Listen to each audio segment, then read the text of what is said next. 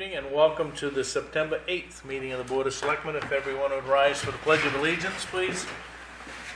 I pledge Allegiance to the flag of the United States of America and to the republic for which it stands, one nation, under God, indivisible, with liberty and justice for all. And again, good evening. Welcome to those of you that are here with us tonight or have tuned in. We had an earlier executive session with a candidate to become a committee member. Do we have any announcements from the board? Nothing? We don't have any appointments tonight. Hearing a delegation. Anybody that would like to be heard that is not on the agenda? Not everybody jump up at once. We will move on. Correspondence. We get the treasurer's report, list of vacancies on the town boards and committees, Waterboro Land Trust offices and board of directors list, and Senator King's Your Government, Your Neighborhood outreach information. And just as an aside, Senator King's folks will be here 12th, I think. The 9th. Tomorrow. 10 a.m. to 12 p.m. So 10 to noon here tomorrow. Staff from Senator King's office will be here. If you have any interest in visiting. Reports and staff initiatives. Selectmen reports. Gordon? I have nothing Okay. at this point. Yes. Yes. Wayne? I have nothing other than a couple complaints that have created in the last couple weeks, but Okay. nothing that can't be worked out with Gary. Complaints that complaints that created since you've been on the board, been back on the board? Or? No, these were just phone calls. All right. And I don't have anything. We had a pretty quiet week, I think, last week. Town administrator. I guess, Mr. Chairman, one thing was that Bob Consul said he was going to be here He did. tonight, and we didn't have that on the agenda, so we can add it, or we can just chat with him when he does arrive. Whatever your Yeah, I wishes kind are. of skipped over that, didn't I? Is he here? I don't think so. I haven't seen him out flitting around. If he shows up, Gary, we'll just take him up then with kind of call it going back to the staff and reports initiative. Maybe. Bob was here a few days over the weekend, dealing with the tax issues. I spent some time on the phone with him. It was a Saturday evening or something. I saw this message on my phone. I'm going, who's calling me from the town hall? Saturday evening. It was him, but he spent some time with Gary as well. So he wants to come in and give us an update on the tax information. You can treat it as an extension of my report. I'm going to touch on those things. Okay, so why don't you go ahead, Gary? Okay, thank you. Last Friday was the last day of work at our town clerk, Yvette Daly's work here. She moved on to New Gloucester. We are actively searching for an experienced town clerk. Resumes are coming in a little too slowly for my liking, but that's in process.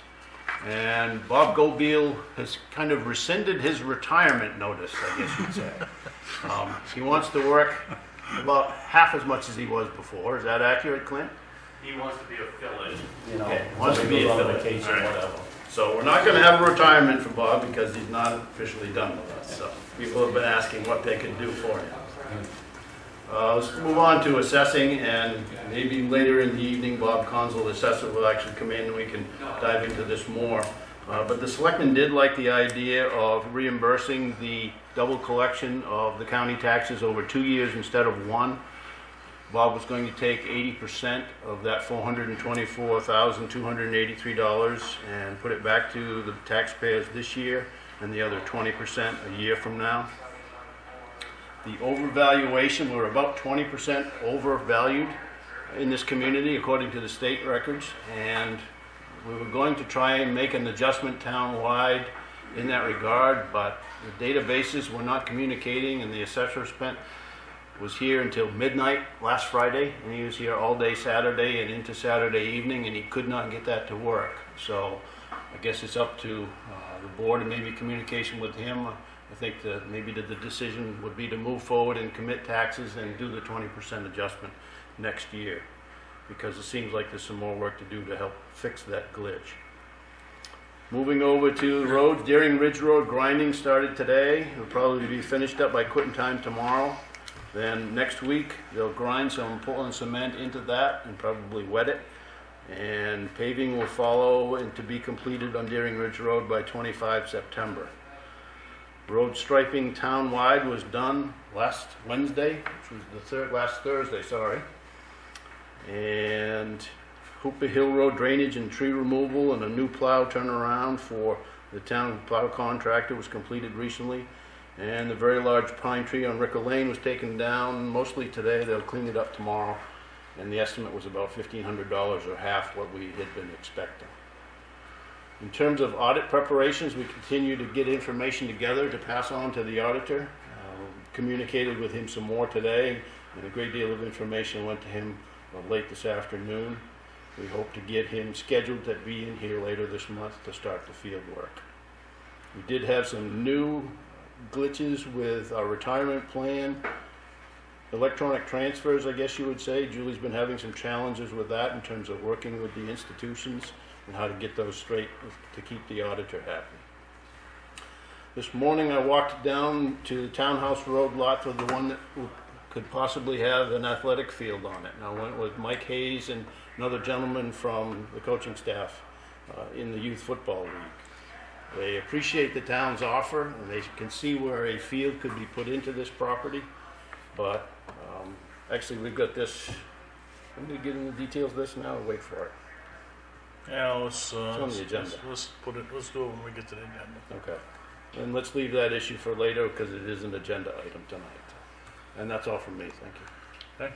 Mr. Administrator, on item number 2, is that an issue with Trio as to why we can't make that reconciliation? Well, of course, Friday night and all through the weekend, Trio's not available. He didn't have them to be able to talk to.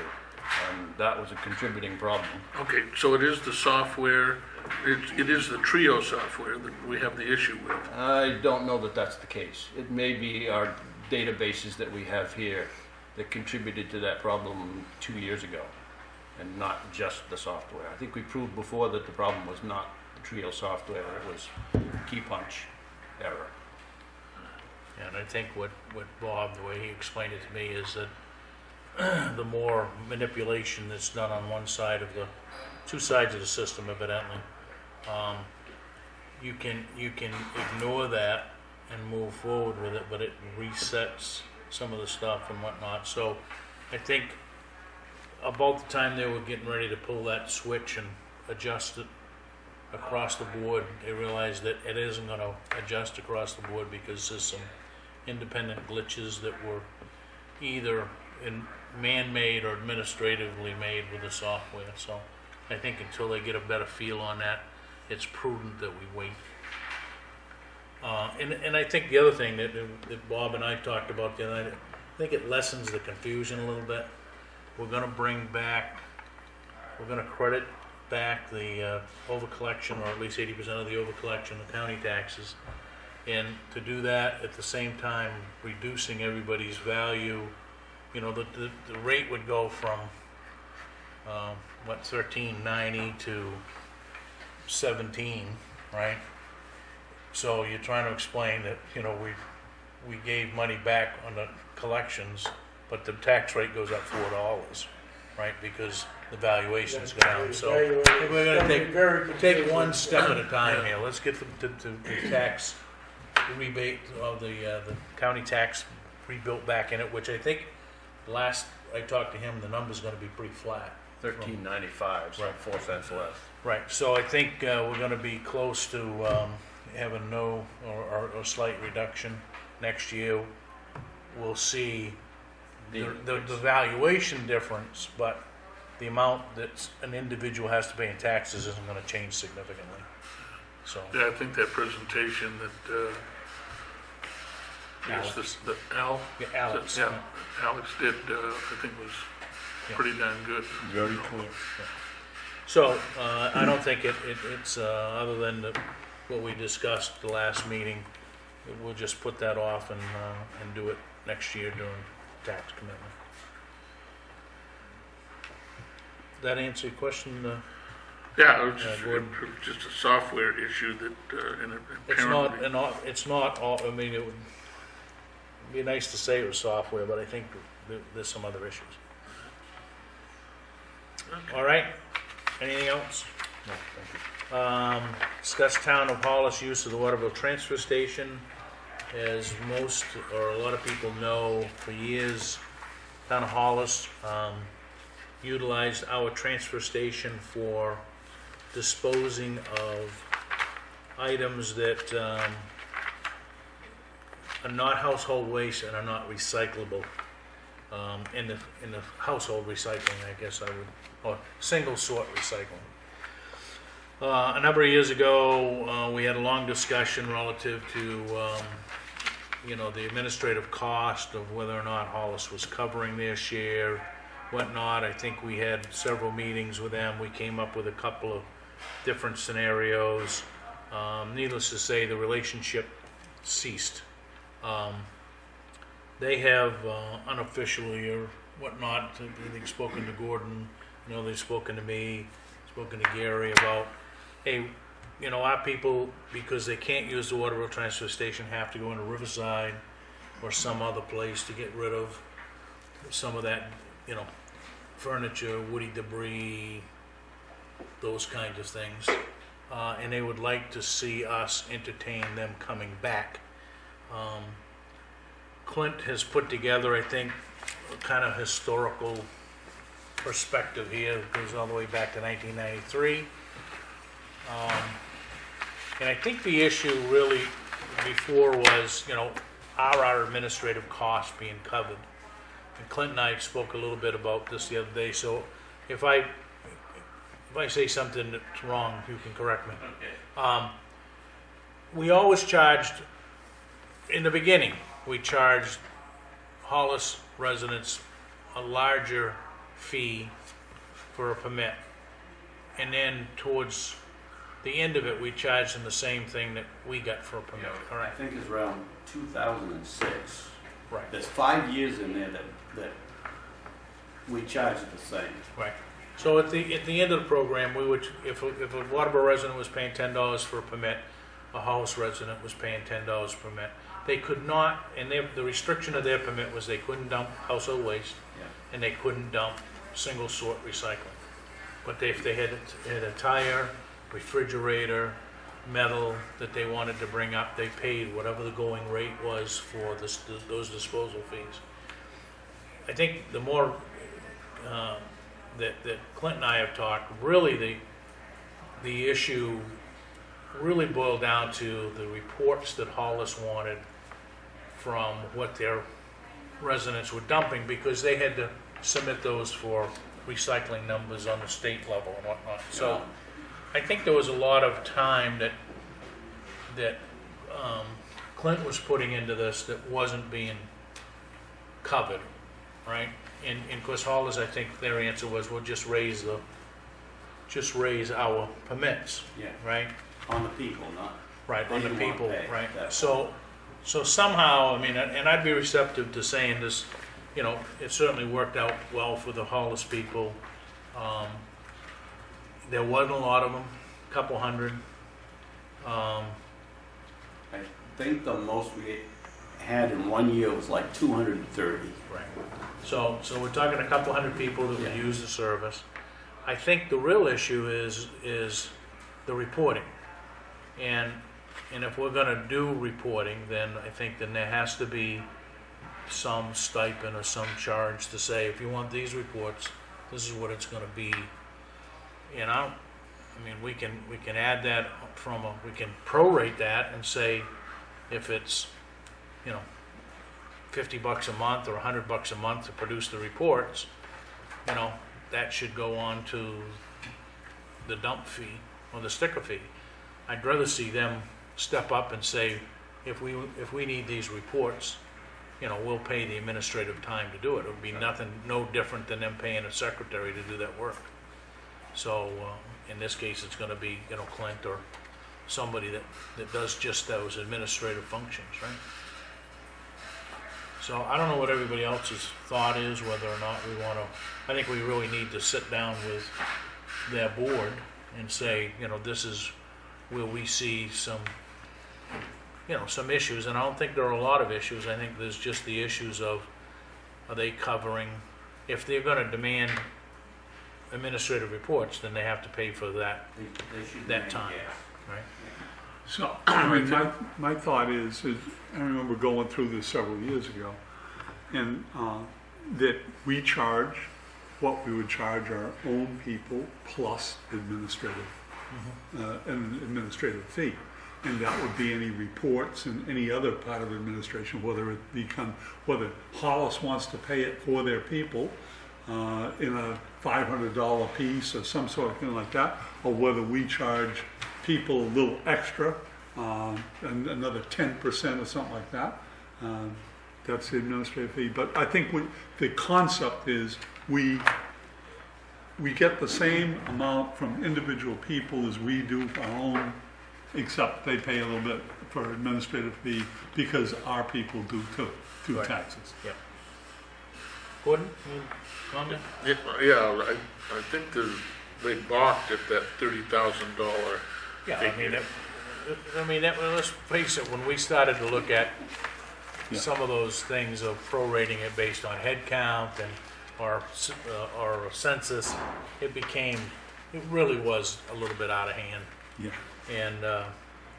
And if you remember at the time, Dayton was interested in also doing something, and they weren't gonna come up here for $40,000 a year. I mean, it's one thing to have, when you look at Hollis, you get 200 homeowners that use the service. The 200 homeowners are paying out of their pocket for the disposal fees. So the real cost is associated with permitting and whatever administrative reports they want. If they don't want any administrative reports, there won't be much administrative fee. But I think they were looking for who was dumping what, how much was being dumped, on what day, so that they were collecting that information back at the town office, and we were doing the work. They gotta pay for it. Right. Yeah, I So- think you don't want to make that a difficult bookkeeping task down at the transfer station. So to me is, they pay the same as Waterboro people do for disposing whatever they dispose. However, their ticket to be in there, their dump ticket, is the administrative cost. And that's, if that needs to be $20 per person or something like that rather than 10, then so be it. Then you don't have to play a different game with different people coming in. I would almost say if you could almost go to a flat fee, and that comes out of all of the taxpayers over in Hollis. If they want this paperwork, it's so much a year for that paperwork. Yeah, I mean, 10,000, 15,000, whatever it is. I guess the You're real, gonna have to have another part-time man down there, Thursday, Friday and Saturday to take care of this paperwork anyway. So that would be that part-time man's job as far a lady, whoever you wanna hire. Do we need to separate that from what community it comes from? they No. wanted that, right? They wanted that. What they were doing, I don't know if you call it double dipping, but they were using this on their recycling reports, what they did. And we, according to the state, we had to file it on ours, so.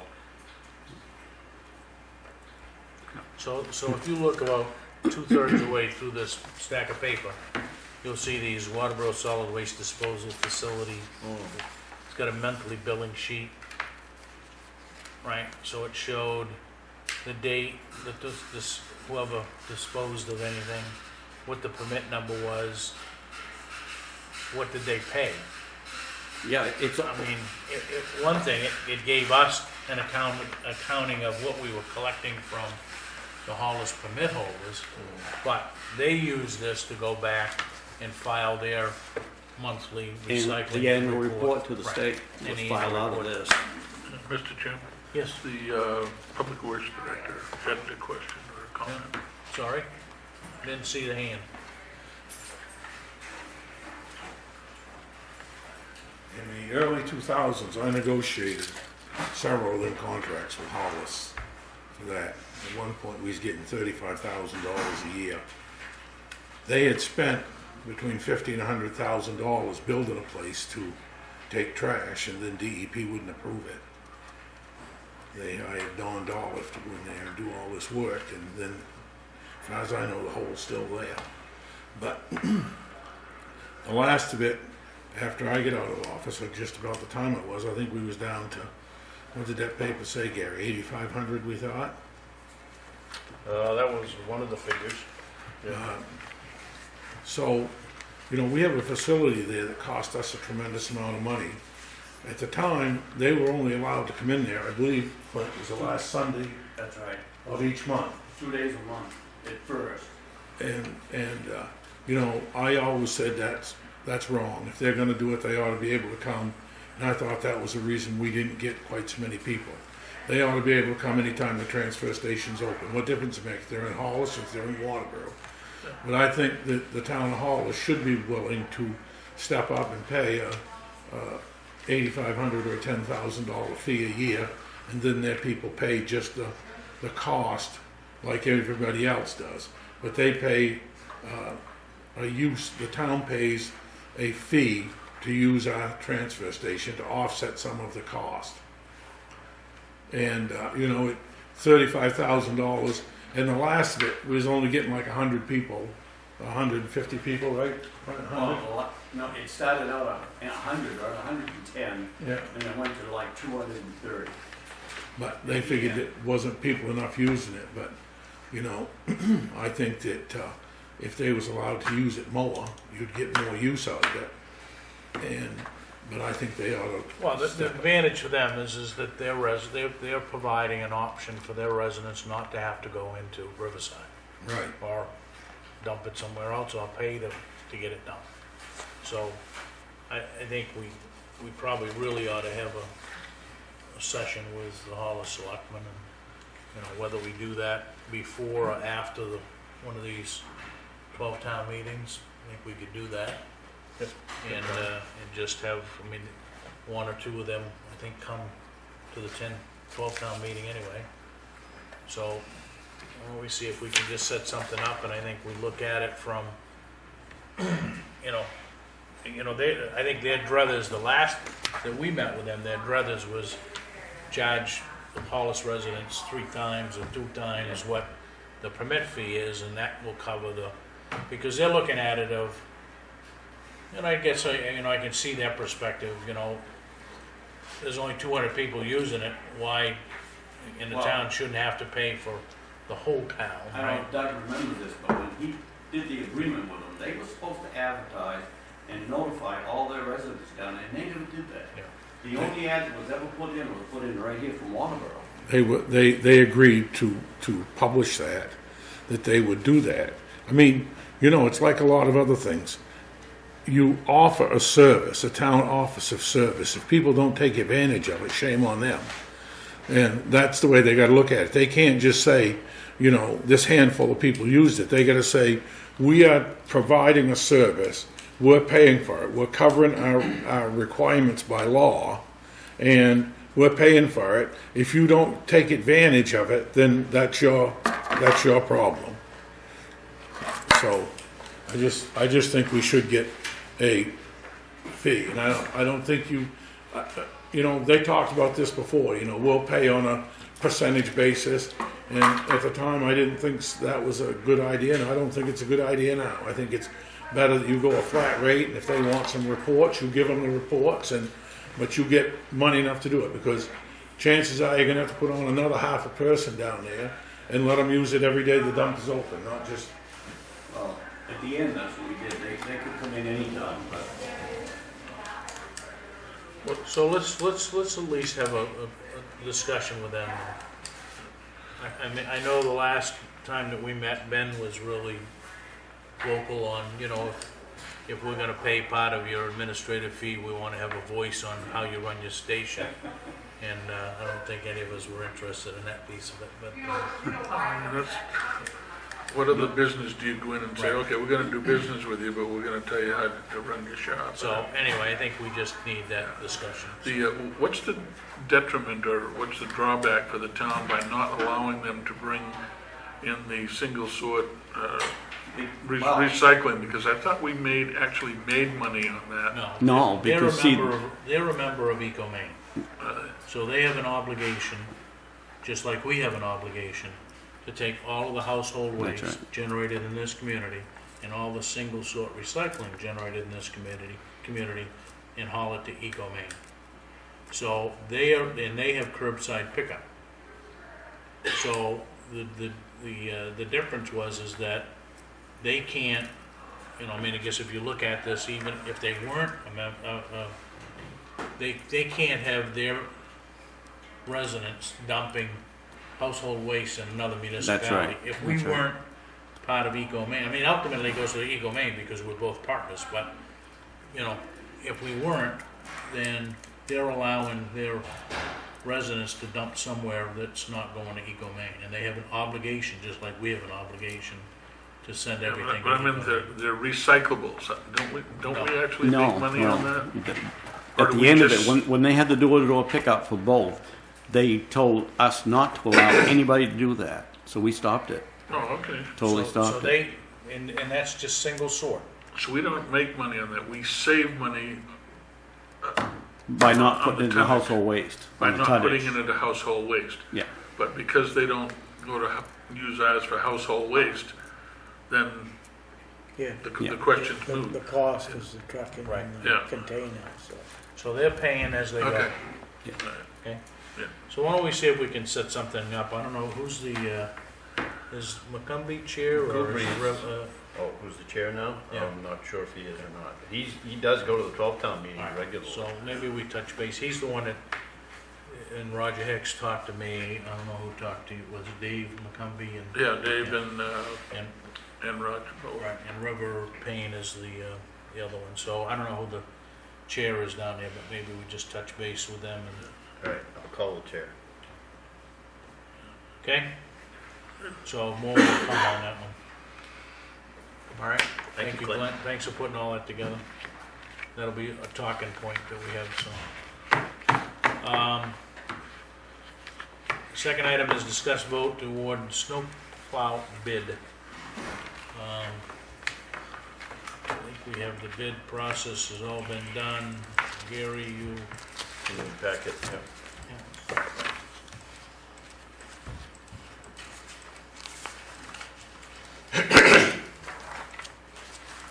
Right after my report. All right. Yeah. There we go. Okay, so the bid process took place. We had one bidder, if you will. Vogel Incorporated, the current contractor. And everything is, we've checked out everything. Everything is copacetic or whatever you want. They meet the criteria, yes. So what is your pleasure from the board? I move we accept the contract. I'll second that. Okay, it's been moved and seconded. Any discussion? Sensing none, all those in favor? Opposed? 4-0. 1-0, thank you. Okay? And we look forward to another 3 years. Okay? You look You real don't sound excited. excited. Is your Without brother as more- much snow as last is your winter. brother more excited than you are when you talk about snow plowing, or no? Okay. Well, the Farmer's Almanac is that we're gonna have a winter like we had last year, so. Yeah. All right, discuss vote on donation and request by the Waterboro Land Trust. Did you hit those lights? David, you got that up there? Ah, there's the pointer. So, I know Doug came in here with this print that had some coloring done on it. Ultimately, this road is the God, that thing is blocking them. This road is the line today. This was many people have owned that property, but now the land trust owns the property. And this the town bought from Deering Lumber, or what was Deering Lumber Lane. So the town's piece kind of goes back to where the brook kind of peters out a little bit and comes all the way back around here.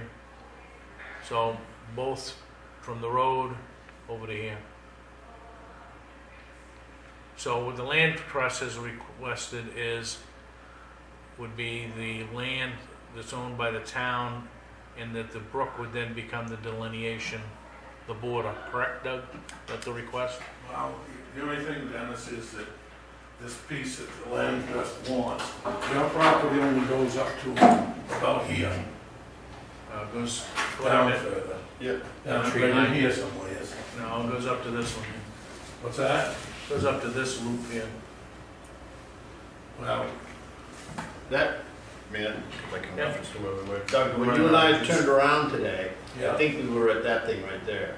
yeah. That open area that was pretty well cleared. And we found that mark before that, the blazed trees. That's a possibility. I think we need to get back there and try and actually find that easterly side. Yeah, there is no. I think it goes up to where that flattens out, Doug, where you guys said you just turned around. And it Right ends, there? it ends about in there. If you look at this drawing here. Because if you look at this, we got the big hump, right? And there's a couple little, and where this land Yeah. strikes off flat here. Right here where you guys said you turned around. Yeah. That's About about where that back line comes across. Because we don't go to the pole line, No, you don't go anywhere near it. but, and it kind of scoots off in this direction, so it's up, over, and then back down through. But whatever it is, wherever the land is I think what you're really looking for is whatever that delineation is, right? Yes. Using the center of the brook as a Right. boundary, just for ease of everything. For the record, the wetland that's been shaded blue on this was done by hand, and the wetland in the field, you can see, is much more extensive than what he's got on here. Including the wetland as close as I could measure it, including the wetland, it's under 10 acres. And because the piece that remains, it's on the easterly side of the brook, is 49, I'll call it 50 acres, so. So who owns behind, I don't know, that's an old map there that we've got, but who owns between the pole line and the back of the town's lot? Used to be Baker back in '95. It still is Baker. Okay. Baker hasn't sold any of that. So they would be the abutting landowner to the land trust land as well, right? The land trust? Looks like Baker owns some trees and then some Yeah, wetland. yeah. Baker owns Win Young's farm, Okay, yeah, that comes down there. yeah, all right. So, and then the land, the land trust goes across the pole line onto the other side. 268 acres, I think we bought.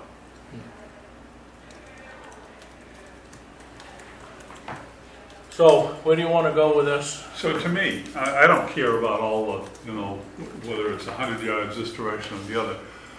The town is not gonna be able to build anything in there because it is wetland, right? You're right, I mean, So that land is no use to the town. the rationale, and I can tell you, because I was on the board when it happened, rationale for buying a piece of property was to absolve any responsibility that came out of the stump dump area or the transfer station Yeah. area would go into that Kind of a marsh buffer. area, and the town would own it. Yeah, okay, so the town does not benefit from that. So the land trust, you have any thoughts about what that land would do, what the land trust would do with that? Well, as you can see, if you see the road that's up there, I'll get it here. If you see the road that goes up through there, Yeah. the boundary is the center of the road. Yeah. We own the right side of it, the town owns the left side of it, okay?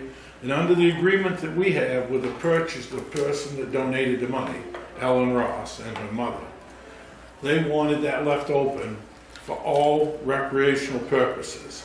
Snowmobiles, four-wheelers, buses, people walking, bicycles, and the only reservation that she expressed was she wanted to be able to maintain her Huss trails up there. So for her and other people to ride the Huss trails. So she is going to be the caretaker of this property and to maintain the Huss trails, the steward of the property, we call it, okay? So if we take that over, then we'll have control of the road. And instead of owning half the road, we'll own the whole thing. So we can do improvements up in there for the snowmobilers and what have you, and keep it, guaranteed to keep it open. They'd give you also access to the side of the brook? Yeah, you could go Yeah. up in there and get to that side of the brook, and you know, we just felt that it didn't serve the town any real purpose because it's on the other side, and it most places, if you stand in the road, even through the trees, you can see the wetlands. They're right there. They're Yeah, there's not a lot of solid No. land. Gary and I walked that till we thought we was up as far as the town property went today to observe it, to see what there was for growth and trees. And I mean, there's a handful of trees, but most of the stuff in there is not cuttable wood. I mean, somebody might go in there and cut a little firewood or something, but there's not a whole lot of big trees in there.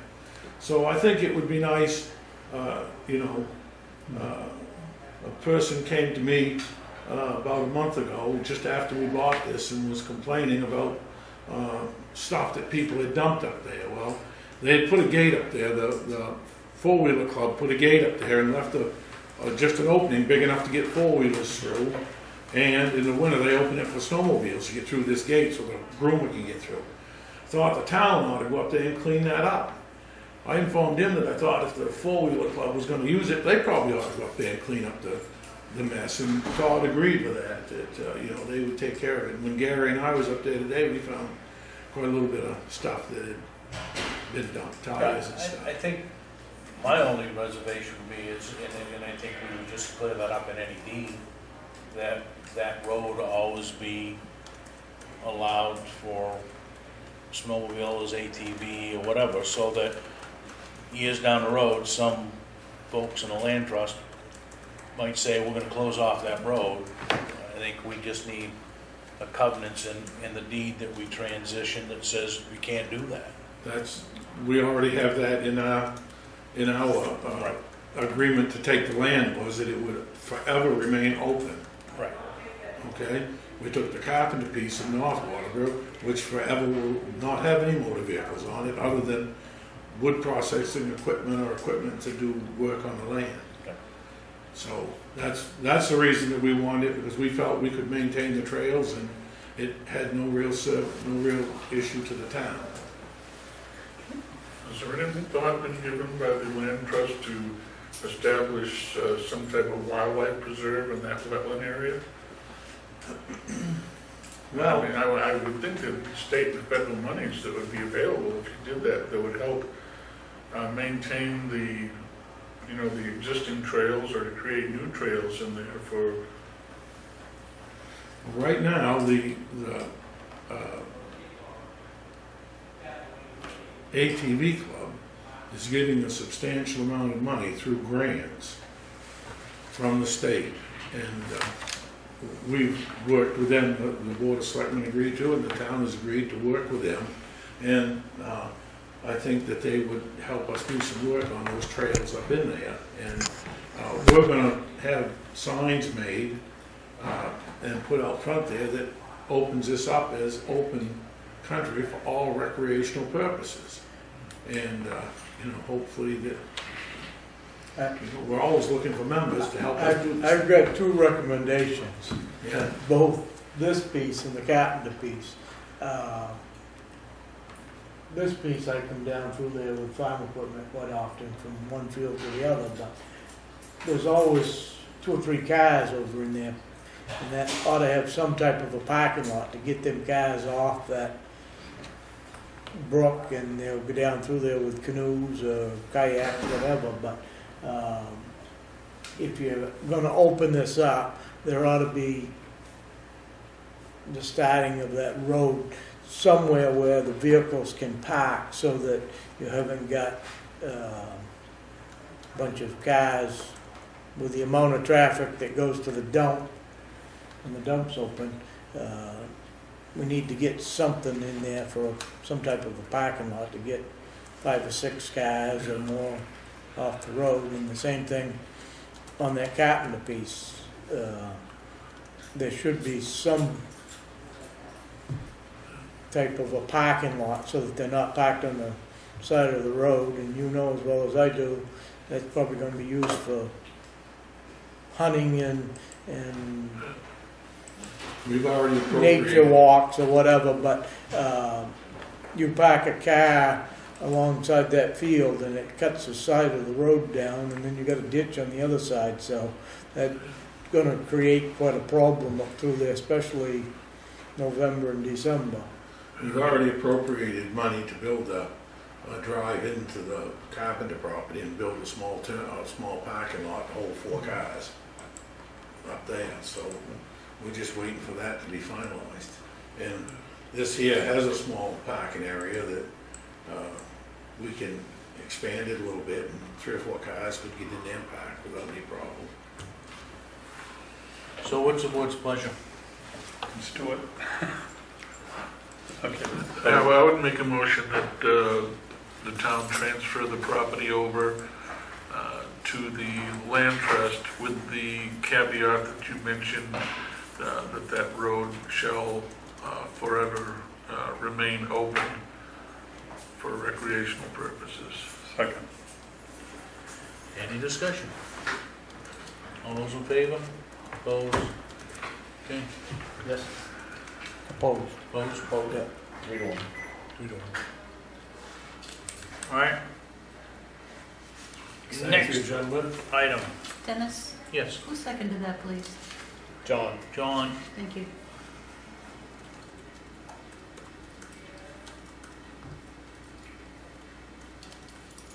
All right, discuss vote committee assignment.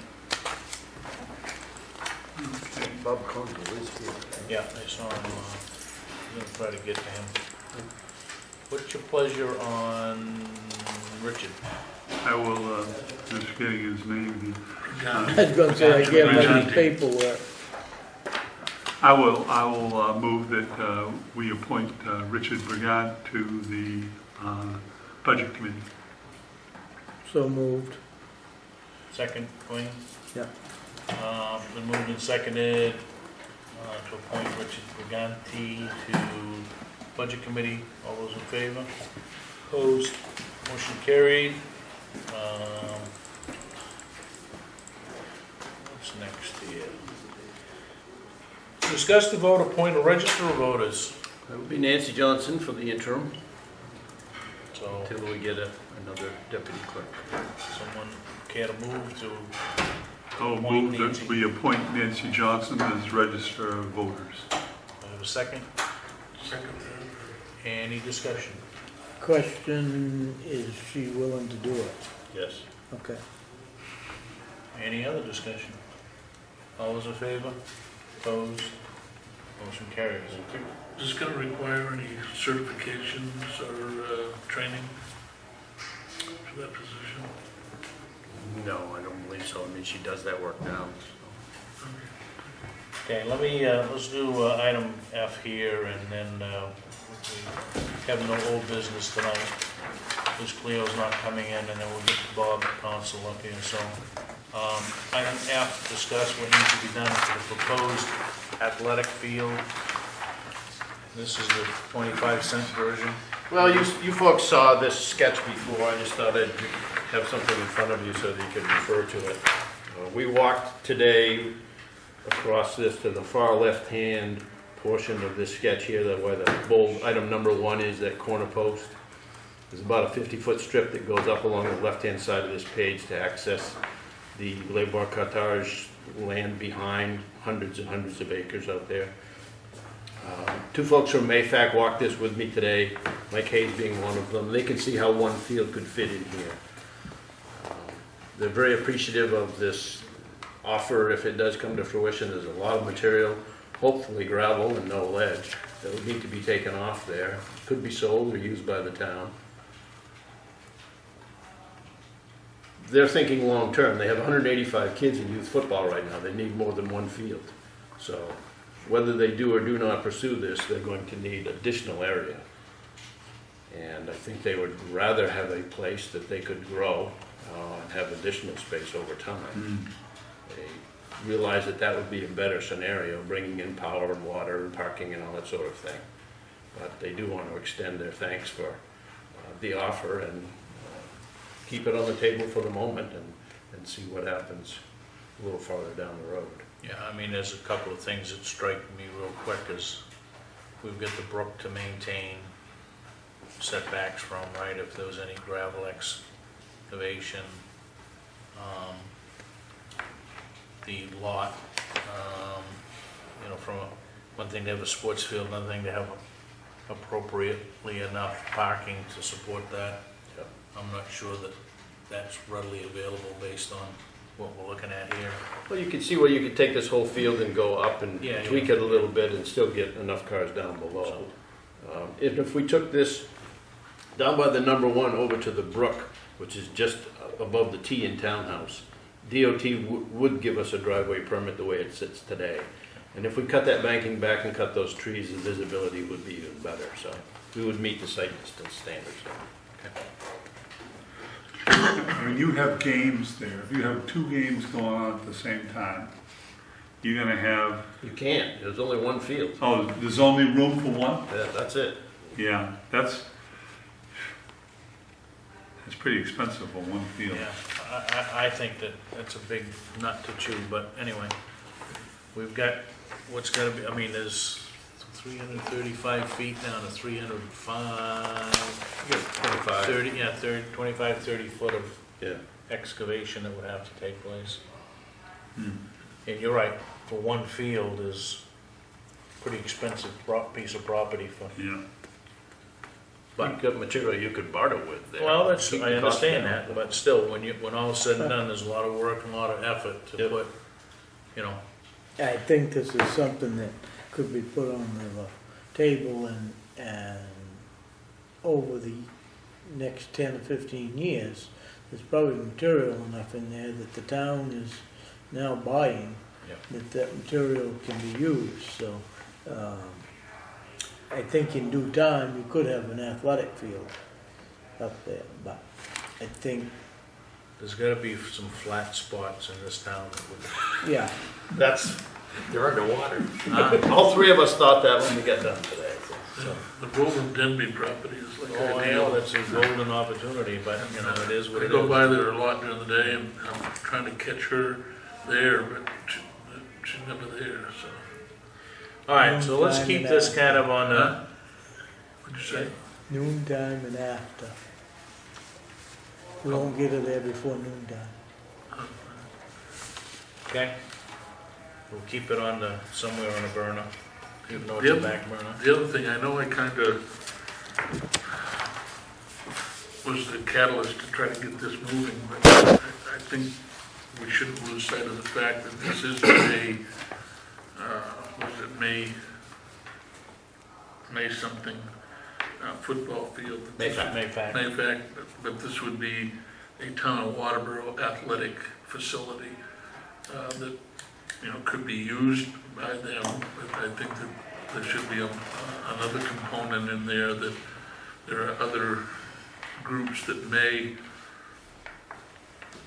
if appropriately scheduled, could also, be used, like, for soccer fields and stuff like that. But To that point, Gordon, that's why I feel strongly that we have a Parks and Rec department here, and a director. And on a long-term, if you look at a long-term strategy, something that he has to put into his strategy is, where are we gonna do all of these things? Because there's only so many fields, right? Yeah. And I don't know what the relationship is with the Little Leagues and Mike. Little Leagues are independent. He prepares the fields and stuff, but Little League is a different organization. It's not part of Parks and Rec. Same as the football. Soccer is the same way.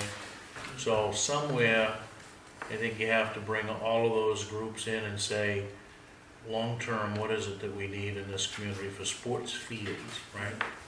And where are some spots likely? I mean, we got the donated field that Layton allows them to play Little League ball and softball on. I'm not sure whether that's a relationship between the Little League and him or whatever, but there is a field over there. I think the issue with that, when I was talking, is there's really no parking to speak of. Yeah. But I think if perhaps somebody were to approach Les and say, look, this is what the concern is, that maybe, and that's a big maybe, I mean, because I don't want to put words in his mouth, but, maybe that would be a consideration that he might undertake. I don't know. But I think all of the folks that have a stake in this have got to somehow participate, and I think Mike has to be the. My sense is that Mike is balking a little right now, because he says, well, I have no money in the budget for that. And that I understand, because this is something that wasn't brought forth during the budgeting process. But if we're talking a future endeavor, Yeah. then Yeah, that's a puts it- discussion where he could put it in his budget. And it would, satisfy that. I realize right now that if we were just to create this field and say, okay, you got it, Mike, that his hands would be tied, because he doesn't have, sufficient funds to maintain any, field at this time, because it wasn't budgeted. One field out there would be, you have to water it, mow it, you have to really, a football field gets heavy wear, so you need to, and have one field out there to do that to just be not very efficient for what you get out of it. I would like to see us speak with the school department too, because there's those fields at the middle school that just sit there. Now, I know that there's some kind of mold problem It's a or grub. grubs or what. According to what everybody said, they have grubs in the ground. You can take care of grubs, Yeah, right? They're all dead Skunks. now. They're all dead. So's the grass. But you're right. I mean, you look at, and to me, there's those a are huge tract of land Yeah, there. it's underutilized. Maybe one thing if they were out there all the time, but, as you go by, I think I've been down And to. that's, and two, that's three why I said, I soccer think, games, and that's I it. mean, okay, yeah, I think we have, as a board, have certainly some responsibility, but we do have a Parks and Rec, and I don't want to throw it all off on the mic, but collectively, all of those groups have got to work together to say, what is it that we, and it doesn't have to be a Parks and Rec program, but if it's ultimately gonna, if it's gonna be owned by the town of Waterboro, it's gotta be a Parks and Rec. From what I can gather, nobody's working together. And if they, And I think if they that's where the want, leadership of this board needs to come into Yeah. play and say, okay, we gotta bring these, you know, If, different if they groups aren't gonna together. work together, they aren't gonna have any playing fields. Right. I mean, because everybody's gotta work together, and as you say, there's two fields over behind that, middle school, or the high school E, or whatever they wanna call it now, but those fields aren't being used at all. And SAD 57 put a bunch of money into those fields to start with, and it's nothing but a grub problem. And that's a very Well, minor problem. Unfortunately, and I don't mean to take a shot at RSU 57, but I don't know of any field that they have done, I mean, what M.R.S.A East, which used to be the middle school, the old middle school, there's a ball field out behind there, a full-size ball field.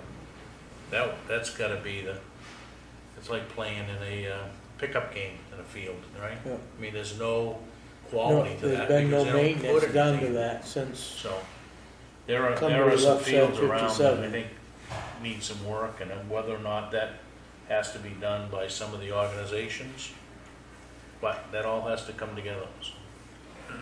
All right. We have no old business. We're gonna jump back and get Bob, if he's caught up on his sleep over the weekend, but, Just napping out there. Gary filled in a little bit, and I tried to fill in a little bit, but, so, Alrighty, seeing as how he's coming in cold, Yeah. I'll pose the question that Gordon had. Is this something with a problem with Trio, or does it go deeper than that, or whatever? So I think he asked that question. We've had some of that conversation over the phone. this so. meaning, Well, kind of the reason that we can't just simply push a button and change valuation. yeah, the 25% thing, being able to apply it to all individual accounts, there is an obstacle in the software. And doing it in concert with the county adjustment that we're doing right now, doing them both at the same time is a bit of a leap. 20%, you mean? Yes, excuse me, we talked about valuation reduction. Is that something that we have to work with Trio techs to correct, or is there another software component? No, it's all within the Trio system. That's where we have to work. The last time somebody from the assessing office appeared here, we talked about doing a return of the over collection of the county money that was double collected last year. And so at that time, a presentation was given on the net mill rate effect, that we could either return it all in 1 year or we could return it in 2 years. And so when we talked about it at that time, I think if I remember correctly, it would have been a 55-cent slug all at once on the tax rate, or we would do 41 and 14 over a 2-year period. And so, with the boards advising us, the consensus seemed to be to go to the 2-year approach. The ratio We of actually took a vote to that effect. Did we not? yes. Yeah. Yeah. At any rate, the ratio of 41 to 14 is 75-25, not 80-20. So that's how the money would be returned over a 2-year cycle. So trying to do that and trying to get Trio to apply these factoring down of values at the same time presents some technical difficulties. The important piece to remember is even if you factor everybody down 20%, the tax rate then is going to jump up 20%, and people's taxes aren't going to change. There's not going to be any difference in their tax bill. I think your at the end of colleague the day. did an excellent presentation Okay, good. I'm glad it was clear. depicting that, when he had a picture up there of a home, and then he had a little chart below that showed how even when you adjust the figures, you Yes. know, the rate's going to be the Yes. same. We've got to raise the same amount of money that was voted in by the town meeting. So A times B equals the amount we raise. If you make A smaller, B's got to get bigger, and you're still raising that same amount of money. So the good news is even after all these machinations, if we did this 75-25 split, we originally were calculating the tax rate being around 14, 13 or so. And I think we're going to be under $14 this year. So that's a good piece of news in that the mill rate is going to be lower than what we expect. So I'm projecting it's probably going to be $13.95. I still have to, when I'm done with this meeting, go back out into the computer system, make sure all the files are being transferred down to tax billing correctly. So I want to say absolutely that's the case, but that's what we're looking at right now, is a tax rate of $13.95. And last year, just for reference point, it was $13.99. So we're actually having a lower tax rate this year. I don't think that's gonna break anybody's heart. No. It's lower. I wish it were that way in my town. Yeah. So I hope that helps a little bit, John. Yep. Question done. Thank you. Yeah. Since we have a member of the media here, when do you think we'll actually firm that up and make that I'm hoping tonight. this evening? That's what I'm hoping, yes, barring any technical things, because the transfer of, we have almost 5,000 records of property in town, so when it goes from the assessing system over into the tax billing cycle, you just gotta let the computer run and do its thing. So then it gives it a report at the very end. I go in and it lists any kind of errors that are in there, so I gotta go in there and make sure that, we're not taxing any property in Hollis this year. So. Leamington. Leamington. Yeah. Well, we got to pick on a new. Oh, we gotta go through building permits, I guess. But anyway. So, All right, well, we appreciate you coming in, Bob, and appreciate the effort over the weekend. The Yeah, question I've got is, when we get done here tonight, do we want to close this meeting or continue it so that we can come back the end of the week and set the mill rate so that these bills can go out? He does does that all, Yeah, okay. we So we don't have to vote on the mill rate anymore?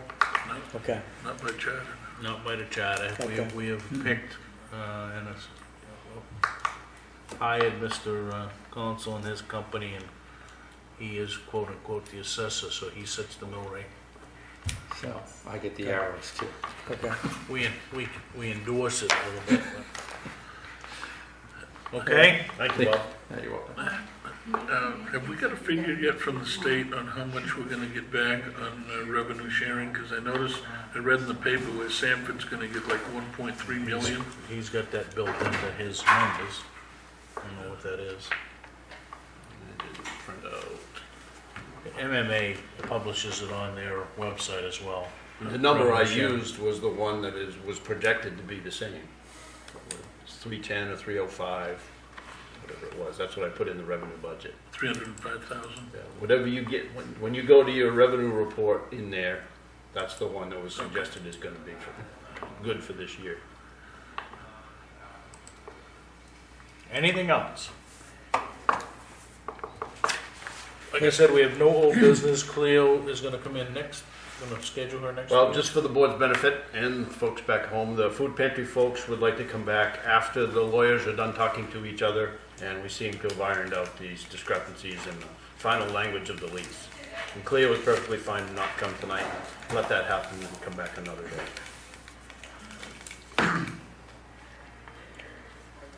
Okay? Just an announcement that the state is on the West Road ditching and probably will be there for a month, so expect some delays from time to time coming down the West Road. It's All right. Slow You people down. you gotta admire their timing. They had all summer, and now they wait till school starts with all the school bus traffic. Yeah, but they probably will be there till snowfly. Okay? Until when? Snowfly. It'll be Until we're tomorrow. pulled off to put the snowplows on. All right, other discuss vote to approve the minutes of August 25th. So moved. Seconded. Any discussion? All those in favor? Motion carries. Pending decisions, nothing here. Week's action list, gonna make contact with Hollis. Yes. the deed for the land trust, they're on them or on us? Like they paid for all of them. Didn't talk to them about that. I think Okay. that they should do that. Right. considering- Yeah, they're making the request.